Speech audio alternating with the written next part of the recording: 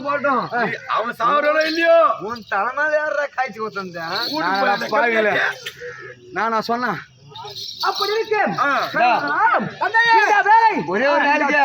ஊர் மருமனை பேசி ஆட்டு போ இப்படியே போறதா தந்தையே இந்த வேலை இந்த சூழ்நிலை இந்த யாரும் அறியாமா என்னடா உருவம் எப்படி ஒரு நிமிஷம் என்னுடைய அறியாகப்பட்டவர் உலகமாக வந்து கொண்டிருக்கிறார் அப்படி நீங்கள் முன்னால் செய்த வேலைகள் குற்றங்கள் இவை அனைத்தையும் பொறுத்துக் கொள்வார் எப்படி என்றால் பாருங்கள் இருவரும் சேர்ந்து அண்ணவரை